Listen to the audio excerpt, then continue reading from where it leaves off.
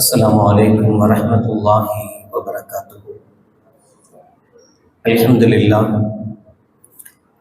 لله نحمده ونستعينه ونستغفره ونعوذ بالله من شرور أنفسنا ومن سيئات أعمالنا. من يهده الله فلا مضل له ومن يضلل فلا هادي له. ونشهد أن لا إله إلا الله وحده لا شريك له ونشهد أن سيدنا ومولانا محمدا عبده ورسوله. اللهم صل على سيدنا مولانا محمد طب القلوب ودوائها وعافية الأبدان وشفائها ونور الأبصار وضيائها وعلى آله وصحبه وسلم. أما بعد فقد قال الله تعالى في القرآن العظيم الفرقان المجيد: أعوذ بالله من الشيطان الرجيم. بسم الله الرحمن الرحيم. فصل لربك وانحر. قال النبي صلى الله عليه وسلم: من وجد ساعة فلم يضحي فلا يقربن مصلانا. وقال النبي صلى الله عليه وسلم: استشرفوا ضحاياكم فإنها على الصراط متاياكم، أو كما قال عليه الصلاة والسلام. صدق الله العظيم وصدق رسوله النبي الكريم. سبحانك لا علم لنا إلا ما علمتنا إنك أنت العليم الحكيم. رب اشرح لي صدري ويسر لي أمري واحلل عقدة من لساني يفقهوا قولي. إن أريد إلا الإصلاح ما استطعت وما توفيقي إلا بالله. புகழ் அனைத்தும் அல்லாஹ் ஒருவனுக்கே உரித்தாகட்டுமாக. சலாத் என்னும் கருணையும் சலாம் என்னும் ஈரேற்றமும் ஈருலக சர்தார் எம்பெருமானார் ரசூலே கரீம் ஸல்லல்லாஹு அலைஹி வஸல்லம் அவர்கள் மீதும் அவர்களுடைய அடிச்சுவடுகளை கடுகளவும் பிசகாது வாழ்ந்து வந்த உத்தம சத்திய சஹாபாக்கள், தாபிகீன்கள், தபா தாபிகீன்கள், நபிமார்கள், வலிமார்கள், ஷஹீதுகள் மற்றும் நம் அனைவர்கள் மீதும் ஏனைய இஸ்லாமியர்கள் மீதும் என்றென்றும் நிலவட்டுமாக. ஆமீன். பேரன்பிற்கும் பெருமதிப்பிற்கும் உரிய பெரியோர்களே, அல்லாஹ் நல்லடியார்களே, அல்லாஹ் ஜல்ல ஷானஹு வ தஆலாவின் பெரும் கிருபையினால் புனித துல்ஹஜ் மாதத்தை அடைந்திருக்கிறோம். புனிதமான இந்த துல்ஹஜ்ஜினுடைய 10 நாட்களும் புனிதம் நிறைந்தவை. இதில் செய்ய வேண்டிய அமல்களும் அது குறித்து கண்மணி நாயகம் ஸல்லல்லாஹு அலைஹி வஸல்லம் அவர்கள் சொல்லும் போது ஹஜ்ரத் இப்னு அப்பாஸ் ரலியல்லாஹு தஆலா அன்ஹுமா அவர்கள் அறிவிப்பார்கள்: மாமின் ஐயாமின் அல் அமலு ஸாலிஹு ஃபீஹா அஹப்பு இலல்லாஹ் மின் ஹாதிஹில் ஐயாம், யானி ஐயாமுல் அஷ்ர். அல்லாஹ்வுக்கு மிக மிக பிடித்தமான நல்லமல்கள் செய்யப்படுகிற நாள் துல்ஹஜ்ஜினுடைய முதல் 10 நாட்களில் செய்யப்படக்கூடிய அமல்கள் என ஸல்லல்லாஹு அலைஹி வஸல்லம் அவர்கள் சொல்கிறார்கள். இன்னொரு ரிவாயத்தில், இன்னொரு அறிவிப்பில் நபிகள் பெருமானார் ஸல்லல்லாஹு அலைஹி வஸல்லம் அவர்கள் இந்த நாட்களில் செய்யப்படுகிற ஒவ்வொரு நோன்பும் ரமலானுடைய நோன்புக்கு தகுதி வாய்ந்ததாக, ஒவ்வொரு தொழுகையும் கியாமுல் லைல் அல்லது லைலத்துல் கத்ருடைய இரவுக்கு தகுதி வாய்ந்ததாகவும் சொல்லப்படுகிறது. அந்த அளவுக்கு அமல்கள் அதிகரிக்கப்பட வேண்டிய நாட்கள் இந்த புனிதமான நாட்கள். நபிகள் பெருமானார் ஸல்லல்லாஹு அலைஹி வஸல்லம் அவர்கள் இந்த 10 நாட்கள் குறித்தும் சொல்லி இருக்கிறார்கள். இன்னஹா ஐயாமுல் மஷாஇர் வ ஐயாமுல் ஹஜ் அஸல்லாஹு யுஷ்ரிகனி ஃபீ துஆஇஹிம். எந்த அளவுக்கு என்றால், இது ஹஜ்ஜினுடைய நாட்கள். நீங்கள் இந்த நாட்களில் செய்யப்படுகிற வணக்கங்கள் ஹாஜிகளுடைய துஆக்களில் உங்களுக்கு பங்களிப்பை தரும் என்று ஸல்லல்லாஹு அலைஹி வஸல்லம் அவர்கள் 10 நாட்கள் குறித்தும் நமக்கு சொல்லி இருப்பார்கள். பொதுவாக நல்லமல்கள் என்பதை தாண்டி இந்த நாட்களில் மிக முக்கியமாக செய்யப்படுவது குர்பானி.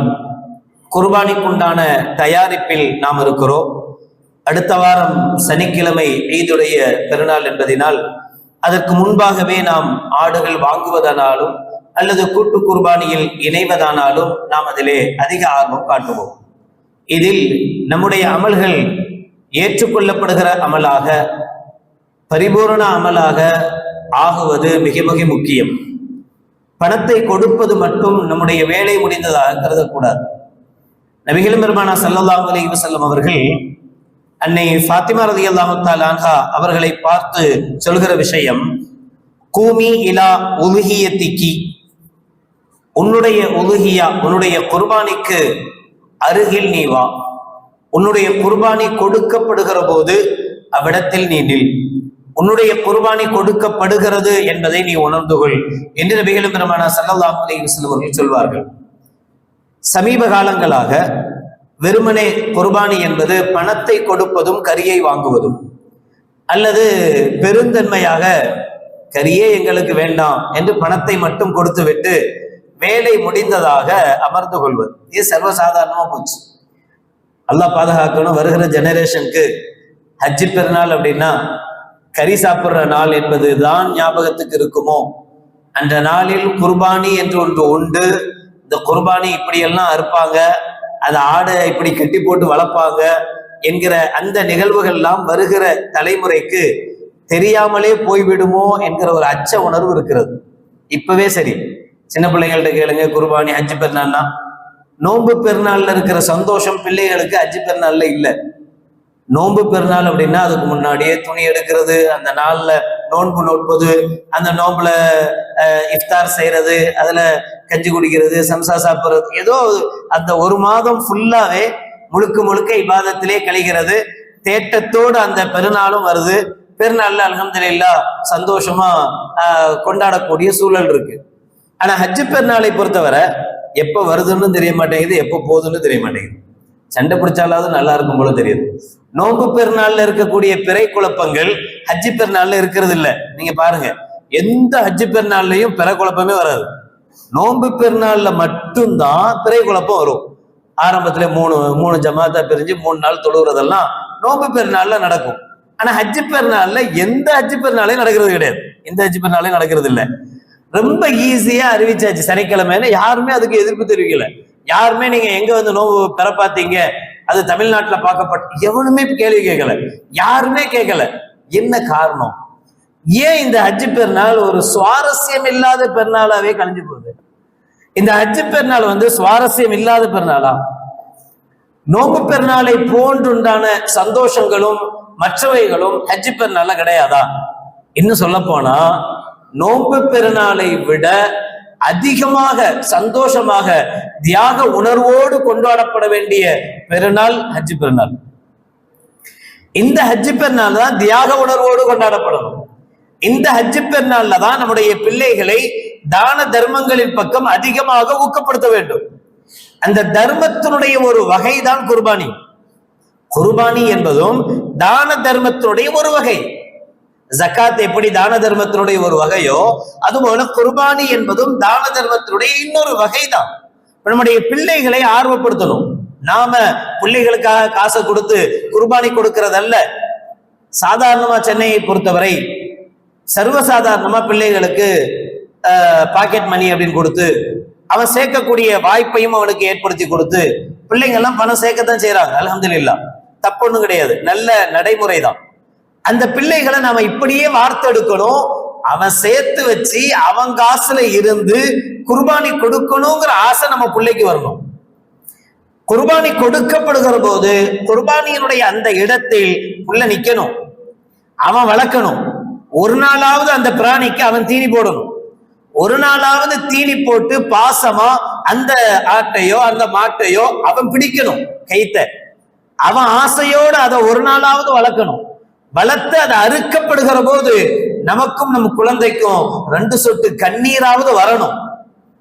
ஏன் 18,000 ரூபாய் போயிடுச்சேன்னா இல்ல, இவ்வளவு பாசமா வளர்த்து இவ்வளவு பாசமா வச்சு பாசமான அந்த மிருகம் அறுக்கப்படுகிற போது நமக்கு இயல்பாக ஏற்படுகிற, பூனை வளர்க்குறோம் செத்து போச்சு, இந்த சமீபத்துல வந்தார், துவா செய்யுங்க அப்படின்னார்.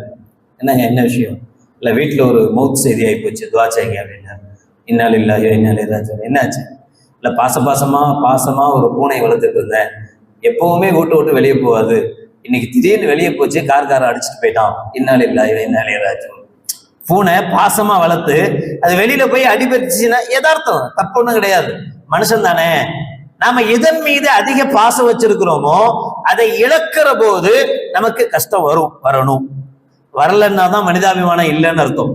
அது பூனையா இருக்கட்டும், எது வேணாலும் இருக்கட்டும், அது நம்மை விட்டு பிரிஞ்சிருச்சுங்கும் போது நமக்கு ஒரு ஏக்கம் வருது இல்ல. அந்த ஏக்கத்துல 1% கூட குர்பானி கொடுக்கும் போது வரலையே. குர்பானுடைய பிராணி அறுக்கப்படும் போது ஏற்படுறது இல்லையே. அறுக்கப்படுறதே நமக்கு தெரியலையே, எப்ப அறுத்தாங்கன்னே தெரியலையே. எப்ப அறுக்கப்படுதுன்னு தெரியல, நம்முடைய ஆடு நம்முடைய மாடு எப்படி இருக்குன்னு தெரியல, எதுவுமே தெரியாமலேயே குர்பானி போயிடுது, குர்பானி முடிஞ்சிருது. அதுலயும் ஹஜ்ஜி பெருனா சீக்கிரம் தொலை வைக்கணுங்கிறதுக்காக சுபுகு தொழுதோட சுண்ணத்தை முடிச்சுட்டு எப்படா சூரியன் உதிக்கும்னு பார்த்துட்டு இருந்து சூரியன் உதிச்ச உடனே தொழுதுடுறோமா. அதுல நம்ம தொழுவும் போதே பிள்ளைங்க தூங்கிட்டு தான் இருப்பாங்க பாவம். 6:30 மணிக்கு எந்திரிச்சு தொழுவுற பெருனா தொழுவுற பிள்ளைங்க இருக்கிறாங்களா? ரொம்ப கம்மி, ரொம்ப ரேர். நமக்கு என்ன அவசரம்னா குர்பானி கொடுக்கணுமேங்கிற அவசரத்துல சீக்கிரம் போய் நம்ம தொழுதுட்டு உடனே வந்து குர்பானி கொடுத்துட்டோம். நியாயம். வீட்டுல உள்ள பிள்ளைகள்லாம் பெருனா கிடையாதா? அந்த பிள்ளை எந்திரிக்க வேணாமா? அது குளிக்க வேணாமா? பெருநாள்ல குளிக்கிறது சுண்ணத்தான குளிப்பாச்சே, குளிக்க வேணாமா? அது புது ட்ரெஸ் எல்லாம் போட வேணாமா? அந்த குர்பானிய குழந்தைங்க சந்தோஷமா கொண்டாட வேணாமா? எதுவுமே இல்லாம 6:30 மணிக்கு இது மட்டும் சீக்கிரம் முடிச்சிடணுங்கிறதுனால வீட்டுல யாரு குர்பானி கொடுக்குறாரோ அவருக்கு மட்டும்தான் பெருநாளாவா இருக்கு தவிர, அவர் மட்டும்தான் அன்னைக்கு பெருநா தொழுகிறாரே தவிர வீட்டுல உள்ள பெண்களுக்கும் தொழுகை இல்ல, வீட்டுல உள்ள குழந்தைகளுக்கும் தொழுகை இல்ல. 9 மணிக்கு எந்திரிக்கும் போது அத்தா கரெக்டா பக்கெட் இருந்தா இத மாமாட்ட கொண்டு போய் கொடுத்துட்டு வா, இதை மச்சாட்ட கொண்டு போய் கொடுத்துட்டு வா. இதுலயே அந்த நாள் கழிஞ்சது நாங்க ரொம்ப வருத்தப்படுறோம். பெருநாளே இருக்க மாட்டேங்குது. பெருநாள் சந்தோஷத்துக்குரியது. அந்த நாள் குழந்தைகள் எல்லோரும் குதூகலிக்கிற நாளாகத்தான் இருக்கணும்.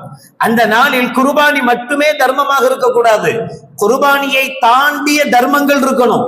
எப்படி சாதாரணமாக நோன்பு பெருநாளின் போது இருக்கிறவங்க எல்லாத்துக்கும் தான தர்மங்கள் செய்வோமோ அதே மாதிரி குர்பானிலையும் தான தர்மங்கள் இருக்கணும். கறியை மட்டும் கொடுத்துட்டா 2 துண்டு கறியை கொடுத்தா நம்முடைய தர்மம் நிறைவேறிச்சுன்னு நினைக்க கூடாது.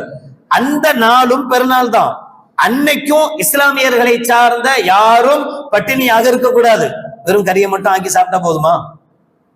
நோன்பு பெருநாள்ல எவ்வளவு ரிஸ்க் எடுத்து என்னென்ன இயக்கங்கள் சார்பா அது சார்பா இது சார்பான்னு அந்த ஃபித்ராவை ஒரு வழி பண்ணி எல்லாத்துக்கும் அரிசி வாங்கி கொடுக்குறோம், அதை வாங்கி கொடுக்குறோம், பருப்பு கொடுக்குறோம், எண்ணெய் கொடுக்குறோமே.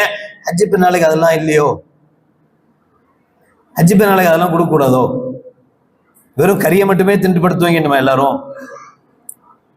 ஹஜ்ஜி பெருநாள் அன்னைக்கு சோறாக்க கூடாதா ஏழைகள்? ஹஜ்ஜி பெருநாள் அன்னைக்கு கறி வாங்கி சால்னா வைக்க கூடாதா? அன்னைக்கு சால்னா வைக்கிறதுக்கு மிளகாத்தூளோ மஞ்சத்தூளோ தேவைப்படாதா? அன்னைக்கு எண்ணெயோ அல்லது பருப்போ எதுவுமே தேவைப்படாதா? அதையே செய்யல. நம்ம செய்யறதுல கை வைக்கணும், அவ்வளவுதான் அவங்களுக்கு வேலை. நாம எதையாவது செஞ்சிடக்கூடாது. நம்ம செஞ்சா ஆஹா இவன் செய்யறாங்களேன்னு அதுல கைய வச்சு அதை பறிச்சுட்டு போறதுலதான் குறி இருக்கிறதே தவிர செய்யாத ஒன்ன நாம எடுத்து செய்யணும்னு யாராவது செய்யறோமா? யாராவது பண்றோமா? ஏன் அது செய்யல? ஏன் அந்த ஹஜ்ஜி பெருநாள்ல அந்த ஒரு தொய்வு நம்மள்ட்ட இருக்கு? அதை பெருநாள்னே கருதுறது இல்லையே ஏன்? அப்ப இதுல நாம அதிக கவனம் செலுத்தணும். நம்முடைய குர்பானி அல்லாஹ்விடத்தில் ஏற்றுக்கொள்ளப்பட்ட குர்பானியா மாறணும். 2 விஷயம். ஒண்ணு, நாம ஆடு பிடிக்கிறோம். ஆடு பிடிக்கிறதுல ஒவ்வொரு வருஷம் நம்ம சொல்லக்கூடிய விஷயங்கள் குறைகள் இருக்கக்கூடாது, குறை இல்லாத ஆடு பிடிக்கணும் அப்படின்னு சொல்லிடுவோம். நீங்களும் அப்பப்ப அந்த கடைசி நேரத்துல போன் பண்ணி கேட்பீங்க, நாமளும் தெளிவுபடுத்துவோம், பிடிச்சிடுவோம். அதிகபட்சமாக வெளிரங்க குறைகள் இருக்கக்கூடாது. கண்ணு குருடா இருக்கு, கால் நொண்டியா இருக்கு, வாழை அறுபட்டு இருக்கு, கொம்பு உடைஞ்சிருக்கு என்பது போன்ற வெளிரங்கமான எந்த குறைகளும் இருக்கக்கூடாது. ஒருவேளை ஒரு பாகம் முழுவதுமாக துண்டிக்கப்பட்டிருக்க கூடாது. 3ல் 1 பகுதி, காதுல 3 ஒரு பகுதி முழுசா போயிருக்க கூடாது, கொம்புல 3ல் 1 பகுதி முழுசா உடைஞ்சிருக்க கூடாது. இது மாதிரியான வெளிரங்கமான விஷயங்கள் தான் கவனிக்கப்படுமே தவிர அந்தரங்க விஷயங்கள் நமக்கு தெரியாது. சில ஆடு இருக்கும், அந்த ஆடு குட்டியே போடாது, மலடான ஆடா இருக்கும். அதை நம்ம கண்டுபிடிக்க முடியும்? அது குறையே இல்லை, அதை பத்தி பிரச்சனையே இல்லை. காயடிக்கப்பட்ட ஆடுகள் இருக்கு, மாடுகள் இருக்கு, அது குறையே இல்லை. சமீபத்துல கூட ஒருத்தர் கேட்டார், ஒரு ஆட்டுக்கு ஒரே ஒரு விதை தான் இருக்கு, 2 விதை இருக்க வேண்டியதுல ஒரு ஆட்டுக்கு ஒரே ஒரு விதை தான் இருக்கு, ஒரு விதை இல்லவே இல்லை, ஆரம்பத்துலதே இல்லை. குறையில்ல. இதெல்லாம் சாதாரண விஷயம், இதெல்லாம் குறையே கிடையாது. வெளிரங்கமாக நமக்கு தெரிகிற குறைகள், அந்த குறையில்லாத ஆடுகள் பிடிக்கப்படணும். ஆடை பிடிக்கிற விஷயத்துல ஒட்டகமா இருந்தா 5 வயசு பூர்த்தியாக இருக்கணும், நமக்கு தெரியும். மாடா இருந்தா 2 வருஷம் பூர்த்தியாகி இருக்கணும். ஆடா இருந்தா 1 வருஷம் பூர்த்தியாகி இருக்கணும். செம்மறி ஆடா இருந்தா 1 வருஷம் பூர்த்தியாக இருக்கணும். 6 மாச குட்டி 1 வருஷத்தினுடைய குட்டி அளவுக்கு செழிப்பா இருந்தா அதுதான் சட்டமே தவிர செம்மறியில 6 மாசத்தை கொடுக்கலாங்கிறது சட்டம் இல்லை. 6 மாச குட்டியா இருந்து அது ஒரு வருஷம் பூர்த்தியான ஒரு குட்டி, ஒரு ஆடு எப்படி திரகாத்திரமா இருக்குமோ அந்த அளவு இருக்கணும். சரி, இது எல்லாமே லாஸ்டா இதை விட குறைஞ்சிடக்கூடாதுன்றதுக்கு உண்டான அளவு தானே தவிர இதுதான் அளவல்ல. 5 வயசுல ஒரு ஆட்டை கொடுத்தோம், கூடுமா கூடாதா? 2 வயசுக்கு கீழே போக கூடாது, 1 வயசுக்கு கீழே போக கூடாதுன்னு பொருளை தவிர அதுக்கு மேல இருக்கக்கூடாதுன்னு அர்த்தம். கரெக்டா 1 வருஷம் முடிஞ்சிருச்சான்னு பார்த்துட்டு ஏன் அதை விட அதிகமா கொடுத்தா என்ன? ஸல்லல்லாஹு அலைஹி வஸல்லம் சொல்றாங்க, இஸ்தஷ்ரிஃபு லஹாயாக்கும் ஃபைன்னஹா அலஸ்ஸிராத்தி மதாயாக்கும். உங்களுடைய உதுகியா பிராணிகளை நீங்கள் கொளுத்ததாக நல்ல திடகாத்திரமான பிராணிகளாக கொடுங்கள். சும்மா சொல்லல ஸல்லல்லாஹு அலைஹி வஸல்லம். நாளைக்கு மறுமையில சிராத்துல் முஸ்தகீம் பாலம் இருக்கு, சிராத்துல் முஸ்தகீம் பாலத்தை கடப்பதற்கு இந்த பிராணி உங்களுக்கு உதவி செய்யும், இதுக்கு மேல ஏறி உட்கார்ந்து நீங்க போவீங்க என்று நபிகள் நாயகம் ஸல்லல்லாஹு அலைஹி வஸல்லம் சொன்னாங்க. அப்படின்னா என்ன தெரியுதுன்னா, நாம கொடுக்குற குர்பானி நம்ம வெயிட்ட தாங்குற அளவுக்கு இருக்கணும் இல்லையா? இந்த ரசூலுல்லாஹ்வுடைய வார்த்தை. நீங்க பணத்தை கொடுத்துட்டு கூட்டு குர்பானில வேலை முடிஞ்சிச்சுன்னு உட்கார்றோம்ல, தயவு செய்து ஒரு தடவையாவது உங்க குர்பானி மாடு, உங்க குர்பானிக்குண்டான அந்த ஒட்டகம் எப்படி இருக்கு நேர்ல போய் பாருங்க. பாத்தீங்கன்னா கண்ணீர் வெடிச்சிருவீங்க. பல இடங்கள்ல குர்பானியினுடைய மாடுகள் சதையும் தோலும் ஒட்டி போய் ஒண்ணுக்கும், இன்னும் சொல்ல போனா 6 மாசம் 1 வருஷம் எரும மாடுலாம் கொடுக்குறாங்க, எரும மாட்டு குட்டி எல்லாம் கொடுக்குறாங்க. எதுவுமே நமக்கு தெரியாது. சரி, நமக்கு நாம அறுத்து நாம கையால இருக்கிறது தான் சுன்னத்து, ரொம்ப உவப்பமானது. கண்மணி நாயகம் ஸல்லல்லாஹு அலைஹி வஸல்லம் அப்படி அறுத்தாங்க. தன்னுடைய மகள்களையும் அந்த இடத்துக்கு வாங்கன்னு சொல்லி கூப்பிட்டாங்க. தேவைப்பட்ட பெண்களை அறுக்கவும் சொல்லலாம், தப்பு கிடையாது. பெண்கள் தான் அறுக்கணும், தன்னுடைய ஆட்டை தான் அறுக்கணும்னு ஆசைப்பட்டாங்கன்னா திடகாத்திரமா இருந்தா, சில பேருக்கு ரத்தத்தை பார்த்தாலே என்ன செஞ்சிடும், மயக்கம் வந்துடும். அது மாதிரி ஆளுங்களை அறுக்க விட்டா பாதியில அறுத்துட்டு ஓடி வந்துருவாங்க. அப்படி இருக்கக்கூடாது. தைரியமா அறுக்கிற பெண்ணாக இருந்தால் அவங்களே நின்று என்ன செய்யலாம், பர்தாவுடைய முறையோடு தாராளமாக நின்று அறுக்கலாம். அதுக்கும் மார்க்க அனுமதி கொடுக்குது. அப்ப அவங்க எல்லாம் நின்று அறுக்க வேண்டிய, பார்த்து அறுக்க வேண்டிய ஒரு குர்பானி பிராணி இன்னைக்கு வெறுமனே பணத்தை கையில கொடுத்து வேலை முடிஞ்சிச்சுன்னு நினைக்கிறோம். சரி, அதாவது உருப்படியா இருக்கா? முதல்ல எல்லாம் இந்த குர்பானி, கூட்டு குர்பானி யார் செய்வாங்கன்னா மதரசாக்கள் செய்வாங்க. மதரசா ஒரு அமௌண்ட்டை நிர்ணயிச்சிரும், 3000 ரூபா 4000 ரூபான்னு ஒரு அமௌண்ட் நிர்ணயிச்சிருவாங்க. இப்ப 7 பேரும் அந்த 4000 ரூபாய் போட்டாங்கன்னா அமௌண்ட் வந்துருது இல்ல, இந்த அமௌண்ட்டை எவ்வளவு மிச்சம் ஆகுதோ அதை மதரசால சேர்த்துருவாங்க. இதுதான் யதார்த்தம். அதே மாதிரி கண்டிப்பா லாபம் தான், நஷ்டம் வராது, அல்லாஹ் பாதுகாப்பான். இந்த லாபத்தொகையும் இதிலிருந்து வருகிற வருமானத்தையும் மதரசாவுடைய மாணவர்களுடைய வளர்ச்சிக்காக பயன்படுத்துவாங்க. ஒரு காலம் இருந்தது, தோல் வித்தே பயங்கரமான காசு வரும். அந்த மாட்டு தோலை வித்தாலே போதும், அவ்வளவு பெரிய அமௌண்ட் வரும். தோல் வியாபாரம் நலிஞ்சு போய் இப்ப தோல் எடுக்கிறதுக்கு ஆள் இல்லை என்கிற நிலைமை. அந்த மாட்டு தோலை வித்து வருகிற வருமானம் மதரசாவுக்கு உபயோகப்படும். எலும்புகள் எல்லாம் பெரிய பெரிய எலும்பா இருக்கும்ல மாட்டுல, அந்த எலும்பெல்லாம் மொத்தமா கூட்டி பார்த்தா அதை எடுத்துட்டு போறதுக்கு ஆளுகள் இருக்காங்க, மெடிசின் சம்பந்தமா யூஸ் பண்றதுக்காக. அதை ஒரு அமௌண்ட் போட்டு எடுத்துட்டு போவாங்க. இது எல்லாமே லாபம். இந்த லாபத்தொகை முழுக்க முழுக்க மதரசாவினுடைய, மதரசா மாணவர்களுடைய படிப்புக்காக, ஓதுதலுக்காக பயன்படுத்தப்படும். இப்படித்தான் ஆரம்பத்துல ஆரம்பிச்சாங்க. அதுக்கப்புறம் என்னாச்சு அப்படின்னா, மதரசாக்கள் தாண்டி இயக்கங்களும் செய்ய ஆரம்பிச்சாங்க, தனி நபர்களும் செய்ய ஆரம்பிச்சாங்க, கசாப்பு கடைக்காரங்கள்லாம் செய்ய ஆரம்பிச்சாங்க. நாம ஏன் இன்னொருத்தருக்கு போய் வெட்டி கொடுக்கணும், நாமளே ஒண்ணு ஆரம்பிச்சிருவோம் அப்படின்னு ஒவ்வொரு பீஃப் ஸ்டால் எங்க இருக்கோ எல்லா பீஃப் ஸ்டால்லையும் முன்னாடி ஒரு போர்டு போட்டு மாட்டாங்க, இங்க கூட்டு குருவானே கொடுக்கப்படும். முடிஞ்சு போச்சு. அவருக்கு என்ன வேலைன்னா, அவர் எப்போதும் 10 மாடு அடுப்பாரு, இப்ப கூட எக்ஸ்ட்ரா ஒரு 10 மாடு சேர்த்து அறுத்துற போறாரு, அவ்வளவுதான். அவருடைய வேலை முடிஞ்சிருது, அவரும் கூட்டு குருபானி போட்டுறாரு. சரி, இப்ப இதுல வர்ற லாபங்கள் கண்டிப்பா லாபம் வருதா? அந்த லாபம் இந்த ரீதியில வருதா? இந்த லாபங்கள் யாருக்கு போகும்?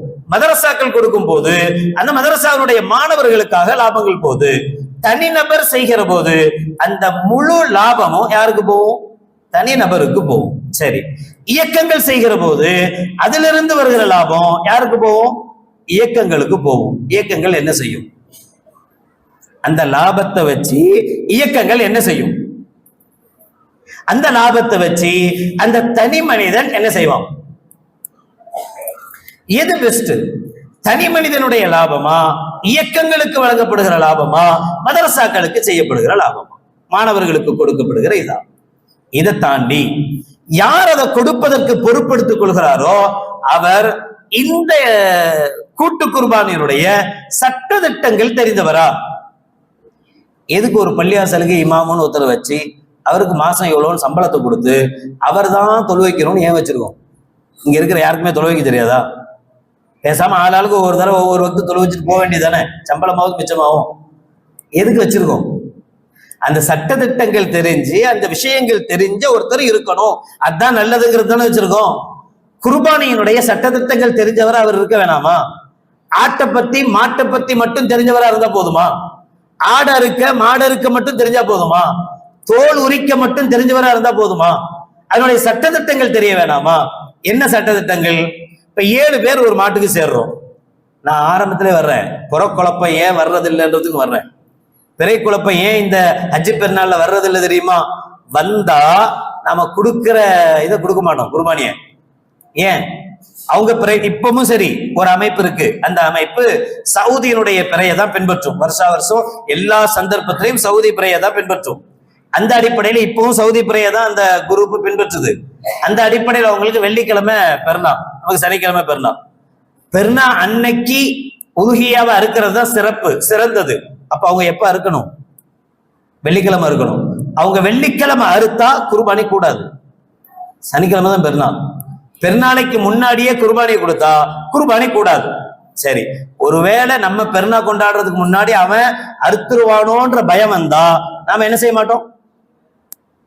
அவன்கிட்ட கூட்டு குர்பானி கொடுக்க மாட்டோம். அதுக்காக பிரச்சனையே பண்றது இல்லை, அமைதியா இருந்துடலாம். வர்றது வருமானம் நின்றக்கூடாதுங்கிறதுக்காக அல்லாஹ் பாதுகாக்கட்டும். இப்ப புரியுதா? மார்க்கத்துக்கா பணத்துக்கா? எதுக்காக இந்த குழப்பமோ? இதெல்லாம் எதுக்காக? அப்ப அந்த சமயத்துலதான் தொழுகைக்கு பிறகுதான் கூட்டு குர்பானி கொடுக்கப்படணும். 7 பேர் கம்பல்சரி மாட்டுல இருந்தே ஆகணுமா? 7 பேர் சேர்ந்துதான் ஒரு மாட்டை கொடுக்கணுமா? இல்ல, அதிகபட்சத்துக்கு உண்டான அளவு தான் 7. 7 பேருக்கு மேல சேர்க்க கூடாதுன்னு அர்த்தமே தவிர 7 பேருக்கு உள்ள இருக்கக்கூடாதுன்னு அர்த்தம் இல்லை.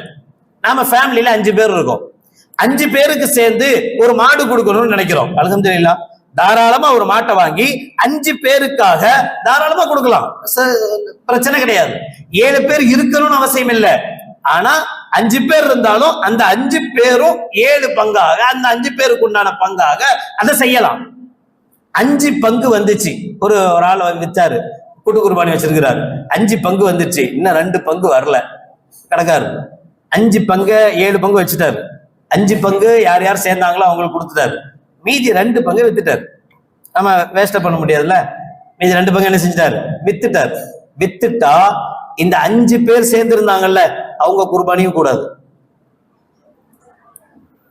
5 குர்பானி கொடுத்தாரு, கூட்டு யாருக்காவது நாம கூட்டு குர்பானில கொடுக்குறோமே, நம்ம கூட எந்த 7 பேர் இருக்காங்கன்னு யாருக்காச்சும் தெரியுமா? நம்ம ஃபேமிலியில 5 பேர்னா ஒரு மாடு 5 பேர், ஒரு மாட்டுக்கு என்ன ரேட்டு? எங்க 5 பேரை எழுதிக்கிங்க, எங்க 5 பேருக்கா ஒரு மாடு கொடுங்கன்னு சொல்லி பழகுங்க. இன்னும் 2 பேர் எவனே தெரியல, அவன் கஞ்சா விற்கிறவனா அல்லது மோசமானவனா ஹராமான வியாபாரம் பண்றவனா, கண்டவன் எல்லாம் நம்மளுடைய மாட்டோட சேர்ந்து கூட்டு சேர்ந்திருப்பான். அவன் கூட்டு கிண்ண இல்லாம போனா, செல்லாம போனா, கூடாம போனா நம்முடைய குர்பானியும் கூடாமல் போகிறது என்பது பொருள். இதுல யாருக்கு அக்கறை இருக்கு? இது யாருக்கு தெரியுது தெரியுமா? நம்ம சேர்ற அந்த குர்பானில இறந்தவருடைய பங்கு இருக்கா? உயிரோடு இருக்கிறவருடைய பங்கு இருக்கா? யாருடைய பங்கு இருக்கு? என்ன இருக்கு? எதையுமே தெரியறது இல்லை. இப்ப குர்பானில இவ்வளவு விஷயங்கள் எந்த அளவுக்கு இருக்கணும், யார் யாரு சேரணும், யார் யாரு சேர்ந்தா என்ன பிரச்சனை என்பதெல்லாம் இருக்கு. இப்ப இதையெல்லாம் கவனிக்காமலேயே கூட்டு குர்பானி கொடுக்கப்பட்டால் நம்ம பெருமைக்கு வேணா சொல்லிக்கலாம், நானும் வருஷம் கூட்டு குர்பானி கொடுக்குறேன்னு சொல்லிக்கலாமே தவிர அல்லாஹ் பாதுகாக்கணும், அது குர்பானியாகவே ஆகிறது இல்லை. தியாகம் தியாகம்னு பேசுறவே இப்ராஹிம் அலைஹிஸ்ஸலாத்து வஸ்ஸலாம் அவர்கள் செஞ்ச அந்த ஞாபகார்த்தமா தானே செய்யறோம். அதுக்காக வேண்டிதானே குர்பானி அல்லாஹ் கடமை ஆகியிருக்கான். அதுல ஒரு சில சதவிகிதமாவது நமக்கு இருக்கா? அந்த தியாகத்துல, இந்த தியாக உணர்வுல கொஞ்சத்தையாவது நாம கொண்டு வர்றோமா? கொண்டு வரணும் தானே. தம் பிள்ளையே அறுக்க துணிஞ்சப்ப அல்லாஹ் ஜல்லஷானஹு வ தஆலா ஆட்டை அறுத்து இதை அறுத்தா போதும்னு சொன்னான். அதைத்தானே குர்பானியா கொண்டாடுறோம். இப்ப அல்லாஹ் ஜல்லஷானஹு வ தஆலா எப்படி அதை கடமையாக்கினானோ அந்த உணர்வு கொஞ்சமாவது நமக்கு வேணாமா? கொஞ்சமாவது நமக்கு இருக்க வேணாமா? அந்த உணர்வில் கொஞ்சத்தையாவது நாம் அடைய வேணாமா? அந்த உணர்வு இருக்கணும். அதனாலதான் அல்லாஹ் சொல்றான், லை யனாலல்லாஹு லுஹூமுஹா வலா திமாஉஹா வலாக்கி யனாலுஹு தக்வா மின்கும். அதனுடைய இறைச்சியோ அதனுடைய இரத்தமோ அல்லாஹ்வை போய் சேருவதில்லை. சில பேர் இப்படி சின்ன குட்டியா கொடுப்போம், அப்பதான் கறி நல்லா இருக்கும். அது சின்ன குட்டியா கொடுப்போம், அதான் கறி நல்லா இருக்கும். பெருசு கொஞ்சம் முத்தனை ஆச்சுன்னா கறி நல்லா இருக்க மாட்டேங்குது. கறி நல்லா இருக்கிறதுக்காக குர்பானி கொடுக்குறோம். அந்த எண்ணமே மாறி போச்சா? இப்ப என்ன வந்துருச்சு அப்படின்னா, குர்பானி கொடுக்கறதே கறி திங்கிறதுக்குன்னு ஆகி போச்சு. நவுதுபில்லாஹ், அல்லாஹ் பாதுகாக்கணும். குர்பானி கறி திங்கிறதுக்கு அல்ல. ஆமா, அப்படின்னா ஒட்டகத்தெல்லாம் என்ன செய்யறது? யார் திங்கிறா ஒட்டக கறிய? அப்போ ஒட்டகம்லாம் கொடுக்கவே கூடாதா? கறிக்காக குர்பானி இல்லை. அதான் ஸல்லல்லாஹு அலைஹி சொன்னாங்க, உங்களை சிராத்துல் முஸ்தகீம் பாலத்துல சுமந்து கொண்டு போகிற வாகனமாக குர்பானி இருக்கணும். அதுக்கு தகுதி வாய்ந்த குர்பானி கொடுக்கப்படணுமே தவிர, இந்த ஆட்டுல எப்படி கறி சூப்பரா இருக்குமா, இது கொஞ்சம் இலசா வாங்கிக்குவோமா, 6 மாசம் வாங்கினாதான் கறி பெஸ்டா இருக்கும் என்று கறியை பார்த்து குர்பானியை முடிவு பண்ணக்கூடாது. குர்பானியினுடைய பிராணி பார்க்கறதுக்கு வாட்ட சாட்டமா அழகா இருக்கணும், நல்லா இருக்கணும், நம்மளோட அன்பா பழகக்கூடியதாகவும் இருக்கணும். அதுல நாம சிராத்துல் முஸ்தகீம் பாலத்தை கடப்பதை போன்ற உணர்வு நமக்கு வரணும். இதுவெல்லாம் இருக்கிற ஒரு குர்பானியாக நம்முடைய குர்பானி மாறணுமே தவிர, வெறுமனே பணங்காசுகளுக்காக காசை கொடுத்து கடமை முடித்த குர்பானியாக நம்முடைய குர்பானி இருக்கக்கூடாது. எதுக்கெல்லாமோ என்னென்னலாமோ சிரமப்படுறோம், கஷ்டப்படுறதால செய்யறோம். அல்லாஹ் ஒரு நல்ல வாய்ப்பை தந்திருக்கான். சனிக்கிழமை பெருநாள் வந்திருக்கு, ஞாயிற்றுக்கிழமை ஆல்ரெடி ஒரு நாள் லீவ் போட போறோம். மற்ற நாள்லாம் குர்பானிக்கு என்ன ரொம்ப யோசிப்போம் அப்படின்னா, இது முடிச்சு எல்லாத்தையும் கறியை வாங்கிட்டு வந்து எல்லாத்துக்கும் போய் கொடுத்து அதுலயே நாள் முடிஞ்சிருந்து, ரெஸ்டே கிடைக்க மாட்டேங்குதுன்னு. இப்ப நீங்க சனிக்கிழமை எல்லா வேலையும் முடிச்சுட்டு ஞாயிற்றுக்கிழமை ஃபுல்லா தூக்கி முடிங்க, தப்பில்லை. ஞாயிற்றுக்கிழமை கடை திறக்க போறது இல்லை, லீவ்ல இருக்க போறோம், ஸ்கூலு லீவ்ல இருக்கு, பிள்ளைங்க இருக்கிறாங்க, நல்ல வாய்ப்பு கிடைச்சிருக்கு. இப்பவாவது தயவு செய்து நீங்க எங்க குர்பானி கொடுத்திருந்தாலும் தயவு செய்து உங்களுடைய குர்பானி கொடுக்கப்படுகிற இடத்துக்கு போங்க. உங்களுக்காக கொடுக்கப்படுகிற அந்த குர்பானியை கண்ணால பாருங்க. இதுதான் நம்முடைய குர்பானி என்று பாருங்க. அந்த இடத்துல அறுக்கப்படும் போது நீங்க நில்லுங்க, அது துடிக்கிறத நீங்க பாருங்க. அது எவ்வளவு சிரமப்பட்டு எவ்வளவு கஷ்டப்பட்டு அல்லாஹ்வுக்காக தான் உயிரை கொடுக்குது என்பதை பாருங்க. அப்படி பார்த்தாலாவது அல்லாஹ்வுடைய கடமைகள்ல, அல்லாஹ்வுடைய மார்க்கத்தை பின்பற்றக்கூடிய விஷயத்துல நமக்கு வருகிற பிரச்சனைகள்லாம் லேசா தெரியும். அது உயிரையே விட்டுச்சு, நமக்கு என்ன இந்த கஷ்டம் தானே என்று தோணும். அந்த குர்பானி அந்த உணர்வை நமக்கு ஏற்படுத்தணும், அந்த உணர்வை நமக்கு தரணும். அந்த உணர்வை தருகிற நிலைமையில நமக்கு மாறணும். இன்னொரு முக்கியமான விஷயம், அதை அறுத்த பின்னாடி துடிக்கிறத போட்டோ எடுத்து வீடியோ எடுத்து வாட்ஸ்அப் தளங்களையும் மற்ற தளங்களையும் பகிர்றத தவிர்க்கணும். மற்றவங்களுக்கு இன்னும் சொல்ல போனா, மார்க்கத்துல காளை மாடை கொடுக்கறத விட பசு மாடை கொடுக்கறது தான் சிறப்பு. காளை மாடா இருந்தா காயடிக்கப்பட்ட மாட்டை கொடுக்கறது சிறப்பு, அப்படிதான் வருது. இப்ப பசுமாட்டை கொடுத்து நீங்க பசுமாட்டு போட்டோவை போட்டாவே பிரச்சனை வந்துருது, நீங்க பசுமாட்டை அறுக்கிறத போட்டா. அப்ப நாம எந்த இடத்துல இருக்கிறோம், எதுக்கு தோதுவா இருக்கோம், நம்முடைய கடமையும் தவறக்கூடாது. அதே சமயத்துல நம்ம அடுத்தவர்களுடைய மனதை புண்படுத்த வேண்டிய அவசியம் உண்மைக்கு இல்லை. அப்ப அதுக்கு தகுந்த மாதிரி நாம நம்ம இடத்துல வச்சு அறுக்க போறதை எவனும் வந்து நம்ம இடத்துல வந்து பார்க்க போறது இல்ல, உள்ள வந்து செஞ்சுட்டு போறது இல்ல. அதே மாதிரி அறுக்கிற விஷயத்த நம்முடைய குறிப்பிட்ட இடங்கள்ல வச்சு அறுக்க முயற்சி பண்ணணுமே தவிர, நடு ரோட்ல போட்டு அப்படி எல்லாத்துக்கும் இடைஞ்சல் தர்ற மாதிரி அப்படியான நிலைமைகள் இருக்கக்கூடாது. இதுல எல்லாம் கவனமா இருக்கணும். இன்னொரு அதிகமான கேள்வி, அது ரொம்ப பேர் கேட்கறது என்னன்னா, எங்க வீட்டுல இப்பதான் மௌத்தாயிட்டாங்க, 2 நாள் தான் ஆச்சு, குர்பானி கொடுக்கலாமா? எங்க வீட்டுல ஒருத்தவங்க ஹம்லா இருக்காங்க, பிரெக்னண்டா இருக்காங்க, குர்பானி கொடுக்கலாமா, அறுக்கலாமா? வயிற்றுக்குள்ள புல்ல இருக்கும்போது வெளியில ஆட்டை அறுக்கக்கூடாதுன்னு சொல்றாங்க. அல்லாஹ் பாதுகாக்கணும். இதுக்கும் அதுக்கும் எந்த சம்மந்தமும் இல்லை, இது கடமை. அல்லாஹ் எல்லாத்துக்கும் நீண்ட ஹயாத்தை தரட்டும். ஒருவேளை ஒரு வீட்டுல பெருநா அன்னைக்கு காலையிலே ஒரு மௌத்து நடந்தாலும் கூட பெருநாவை தொழுதுட்டு பெருநாவை முடிச்சுட்டு குர்பானி கொடுத்துதான் ஆகணும். யார் வீட்லயாவது பிரெக்னன்ட் லேடிஸ் இருக்கிறாங்க அப்படின்னா, இன்னும் சொல்ல போனா அங்க குர்பானி கொடுக்கிறது சிறப்பு. அல்லாஹ் அந்த குர்பானியுடைய பரக்கத்தால் இலகுவான சாலிகான குழந்தைய அல்லாஹ் ஆக்கி கொடுப்பான். அந்த பிரசவத்தை அல்லாஹ் இலகுவான பிரசவமா ஆக்கி கொடுப்பான். எவ்வளவோ நன்மைகள் அதனால ஏற்படுமே தவிர அதுக்கும் கொடுக்கறதுக்கும் எந்த சம்பந்தம் இல்லை. அதனால் எந்த பாதிப்பும் ஏற்படாது, அல்லாஹ் பாதுகாப்பான். இப்ப இது மாதிரியான விஷயங்கள்ல, குர்பானுடைய விஷயங்கள்ல அதிக கவனம் செலுத்தணும். நம்முடைய குர்பானியில் கொஞ்சமாவது உணர்வை கலந்து கொடுக்கப்படுகிற குர்பானியாக அல்லாஹ் ஜல்ல ஷானஹு வ தஆலா ஆக்கி அருள் புரிவானாக. வாஹிரு தஅவானா அல்ஹம்துலில்லாஹி ரப்பில் ஆலமீன். அஸ்ஸலாமு அலைக்கும் வரஹ்மத்துல்லாஹி வபரகாத்துஹு.